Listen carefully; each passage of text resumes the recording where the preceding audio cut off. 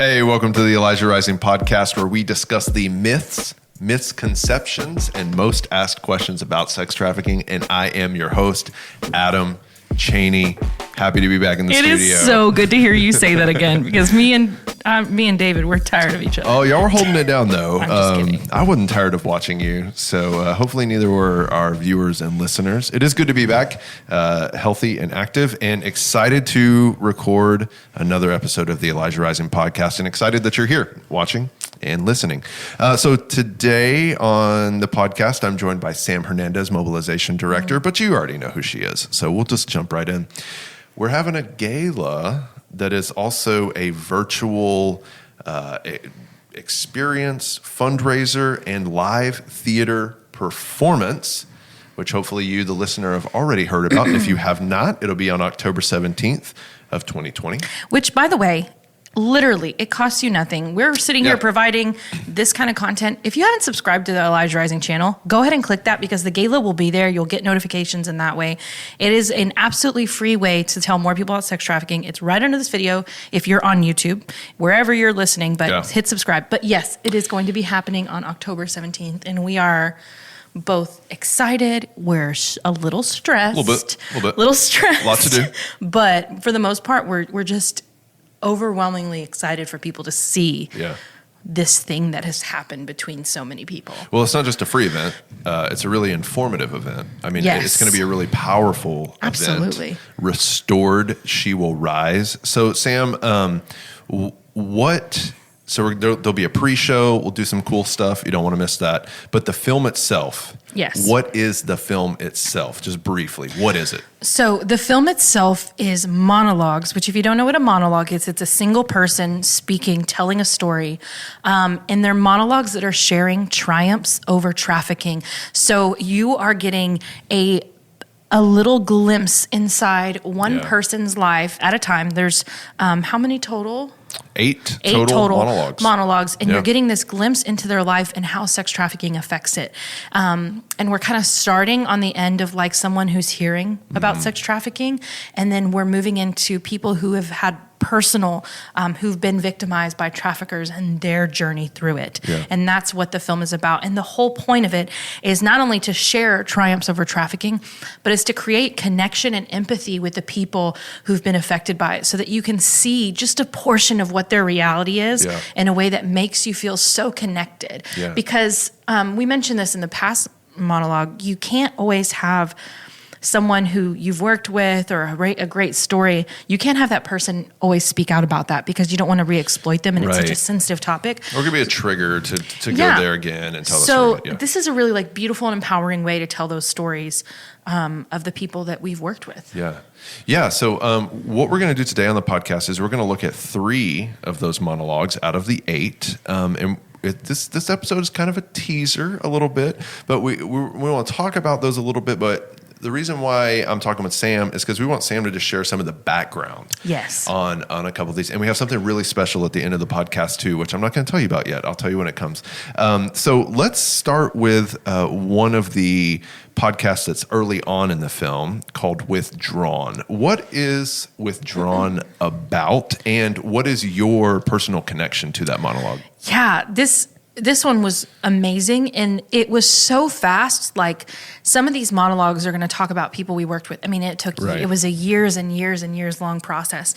And this one wasn't about someone like in our program, but I was invited amazingly by Rula and Ryan to be on the 104 KRBE morning show, which is kind of a long-running, famous radio show here in Houston. Staple, probably the most popular Houston radio show. Really well known. Yeah, absolutely. And they're real funny, and they do like silly stuff. But they gave me like a 7-minute platform, which is huge on a like primetime morning talk show. And then once I got on the show, I actually stayed for another segment. So they gave me 15 total minutes just to talk about what does grooming look like? What does sex trafficking look like? What does Elijah Rising do? The basic awareness stuff. You know, we do that kind of stuff all the time. Like, we're here on the podcast, we don't know who it's going to affect. So months later, like, I'm living my life, you know, so grateful to Rula and Ryan. It was a cool thing, you know, people saying, oh my gosh, I heard you on the radio, whatever. I heard about Elijah Rising, so cool. But one day I get this call from a mom. And this brief interaction where she doesn't realize that I answer the office phone most of the time, sometimes with Elijah Rising. Right. Trade off. So I answered the phone, and she said, well, I was listening to the radio and I heard this girl talking about sex trafficking on 104. And I said, oh my gosh, that was me. And she was like, oh my gosh. And she starts to like cry because she said, my daughter was being groomed. She was already like in the process, like someone had been talking to her. I saw all the signs of what you were saying, and I had no idea. I thought she was going through some kind of phase. Via like social media? Social media, met somebody, texting somebody, young, like we're talking about like under 15 years old. Yeah. And she was horrified when she listened because she said, this is my daughter. She ends up opening up her phone, finding out this stuff, talking to her, and she was able to stop her from being trafficked, which was huge. But that's not why she was calling me. She was calling me because her friend was going through the same thing. Mm-hmm. And she said, oh my gosh, like my friend, her daughter's going through this, and she wanted to connect her with me for Elijah Rising so that we could give her resources, which by the way, that happens. I'm on the phone with moms weekly. Yeah. Weekly, if not more, moms and dads. So it was this amazing thing where, you know, sometimes we think like the safe home thing is probably the most important program that we have. Yeah. But to see something like awareness that we kind of write off sometimes, just that tool of awareness saved that young woman's life, not because of me, but because the mom educated herself. Yeah. Because she said, I am going to continue listening to this, even though it's not funny, it's not, you know. And she was able to make the steps for her kid that she could to stop her from being endangered. And then her information, her empowered, mobilized information went on and did the same for somebody else. And that was just the most incredible thing to me. Yeah, and who knows what the ripple effect will be or has been from that instance. And, you know, it just makes me think too, like it's so important to point out, like fighting trafficking has to be like a village effort. Like it has to be a communal effort because it really involved, when I listened to you tell that story, like it started way back with the radio show host and saying, you know, we're going to keep Sam on. Let's keep this conversation going. Yeah. You know, and it's this trickled effect. You just don't know what the impact will be. So the cool thing about this story though, is we adapted it, right? Into a monologue with the help of the writer of all of the monologues, and she put it into a conversation between two moms. Yes. And so we don't want to give away all of the details because it is a film and we want you to experience it and enjoy it as the storyline plays out. But that story that Sam just told, you can see as one of the monologues between two moms that are having a conversation about their young daughters. Yes, and I think it really well gives a good understanding of the reaction that some people have when we talk about this. Yeah. The kind of scandalized, far away ideas that people have. And it's really cool the way it was shot. Scott Dossey's amazing job. And then the way David, who's behind the camera, did a really cool job editing. So I'm excited for people to see that one. And that is one of the few in the beginning that I really think our audience of advocates will really respond to. Yeah. I think there's a lot of points to relate with in that monologue. Absolutely. So let's talk about another one of the monologues that comes a little bit later in the evening. The title of this one is Please. And well, I'll let you take it away. What do we want our listeners to know about this monologue? Please is probably one of the most important ones to me, but let me jump in here. I know I just gave you the floor, but I want to say something real quick. When we did the read through of monologues, before we ever got on the stage, before the cameras were turned on, we just did cold reads. This is the one that made me cry. Upon first reading. So go ahead. And this one, you know, the young woman who wrote, or she didn't write this, but it's her story. She was a part of this. She was able to preview it and all the things, but she was a part of the editing process. Yes, absolutely. And you know, it's this really, really hard story where you see a woman who's being trafficked on the street in Houston, who finds herself pregnant. And she knocks on a church door, and the answer that she gets is not one of the type of compassion or empathy that she needed. And this is so important, not only because it's a true story, but because it's devastating. It's devastating, and I won't tell you what happened, at the end of that story, this young woman who's thirsty, she says, I'm hungry. I just needed someone to listen. I just needed someone to help me. To see me. To help me. And you get to connect with that moment. You get to see, and a lot of people think that, there's trafficking victims who are tied up or in chains underground, and then there's the women who walk on the street who who are addicted to drugs or this, and it's usually, they've got it all wrong.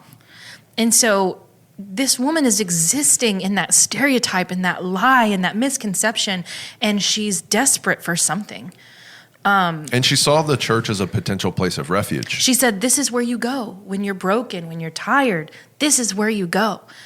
And I think it's a hard challenge, but important challenge for us to open our eyes and to look and to see where is that moment for all of us, right? Yeah. And it was an amazing process recording it. We had a wonderful actress through 80 players who played this role, and it was so hard. She actually really struggled getting these words out. And I ended up getting on stage and like connecting with her, like, let's connect like you're talking to me. Yeah, right. But this one is, it squeezes your heart, but I won't give away the ending. I'll just say that.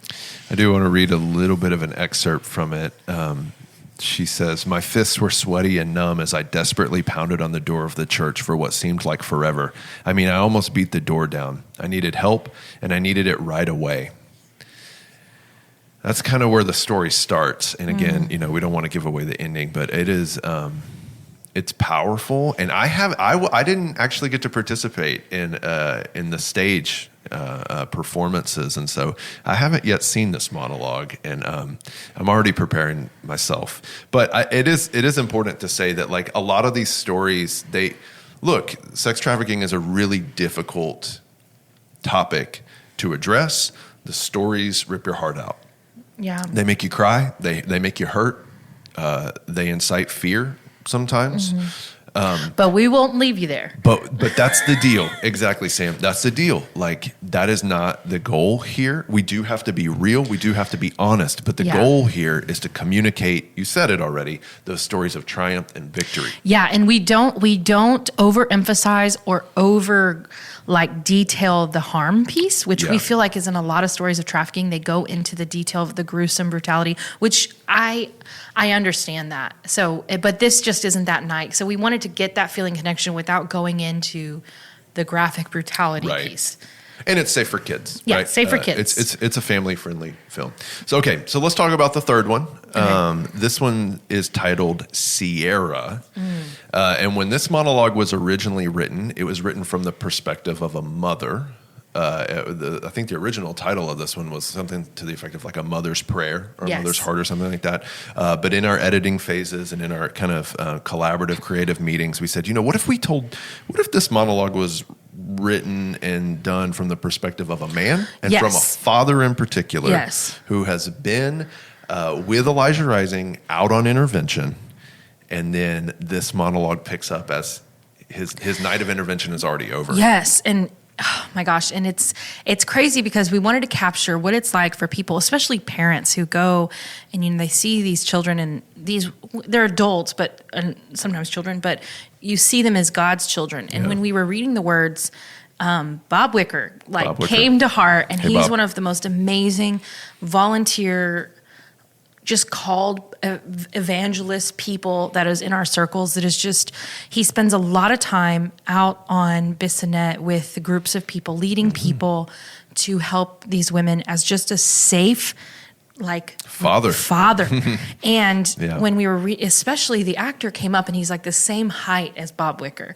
It was this wild thing. And so, that story is just about him going into the streets. And anytime you meet, if you have Bob speaking to you for any amount of time about the people that he sees trafficked and how he sees Jesus' love for them, he's going to be in tears.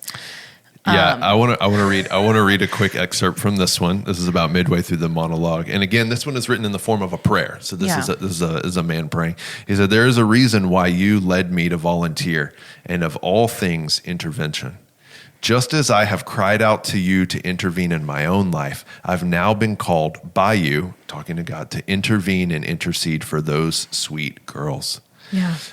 And so the thing that I kind of teased at the beginning of the episode was the special gift we have in this episode is we actually, David, who's behind the camera right now, sat down with Bob, our volunteer extraordinaire, the man that this was kind of written in mind.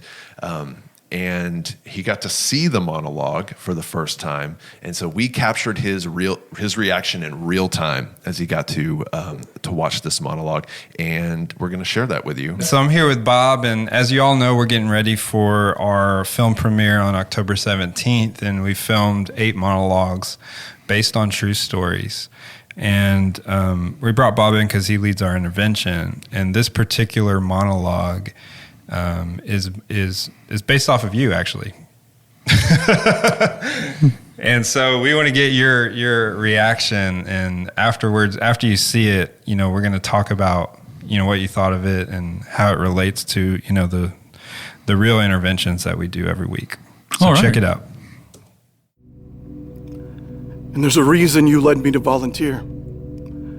And of all things, intervention.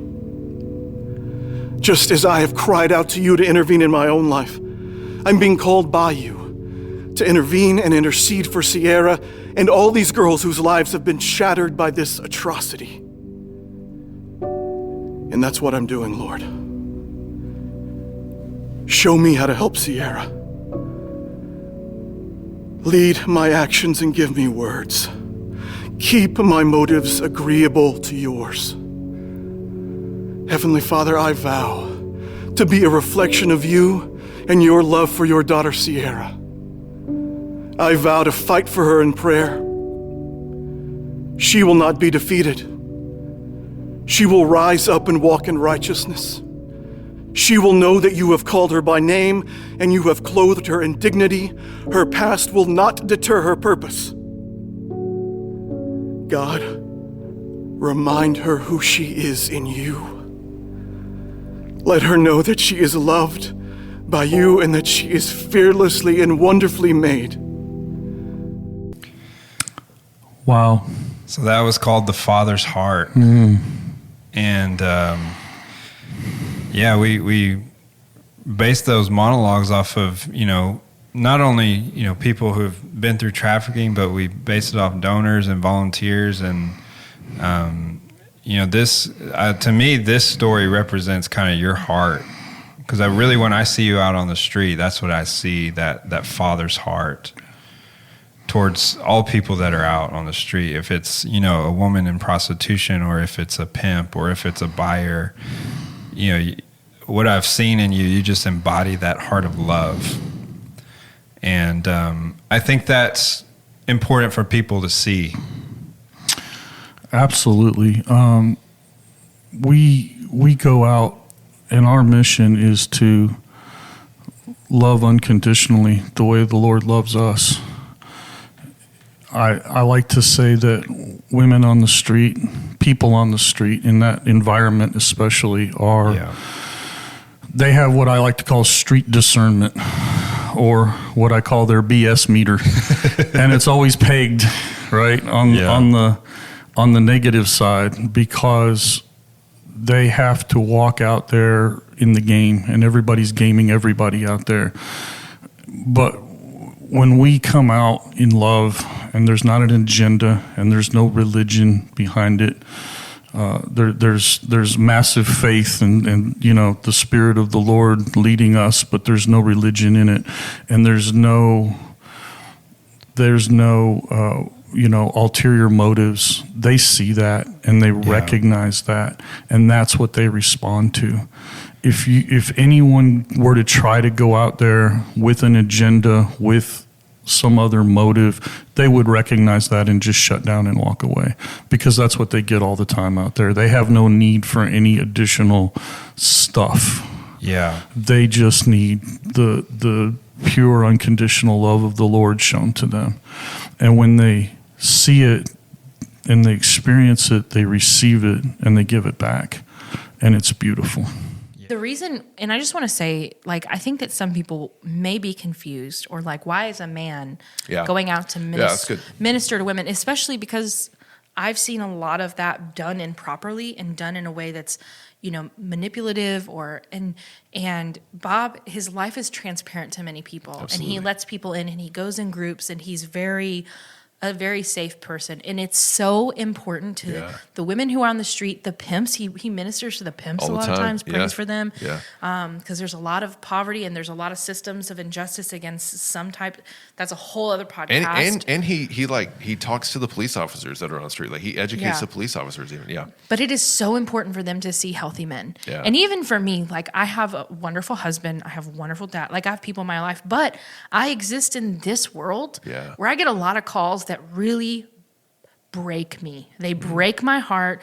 And there comes a time when I'm like, I don't know if where is safety? Where's people? And he will just like come to the office. Yeah. And just his presence is so healing to remember that there's good men in the world. You guys, like David and Adam, like the men, Joe from like LPMP, like people don't understand how important it is for women and men and trafficked people to see safe dads. And so, I think that some people might see it and be like, why is this guy doing outreach? Like, but his safe, like he's out in the open, like it's a beautiful, it's just, I'm sorry, I'm losing my words because I got emotional. It's just, it's really, really special. And I'm excited for people to really see a story like Bob's because it's inspiring. Yeah.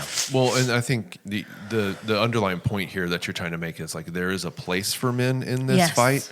And not just like, oh, please join us, but like we need you. Like we need men in this work. Healthy men who deal with the Healthy men. processes and That's right. We need healthy men in this work. We need healthy men in this work. Okay, we're gonna call it. That's gonna be the end of this episode. But before you go, you definitely want to stick around to watch Bob's reaction to this monologue called Sierra, and we hope that if you're not already registered for the virtual film premiere, you can do that at ElijahRising.org. It'll be a big banner right there. Just follow the links. You can register. You can get your access pass. You can actually host a fundraiser. So like maybe you're thinking, man, I've got this friend or this family member that they have to see this. You can watch the trailer. You can share the trailer. But then you can actually host a watch party. We have all that set up for you. We give you all the tools. Yeah, you can actually buy a package. We'll show up with some special goodies. All that information is found on the website, ElijahRising.org.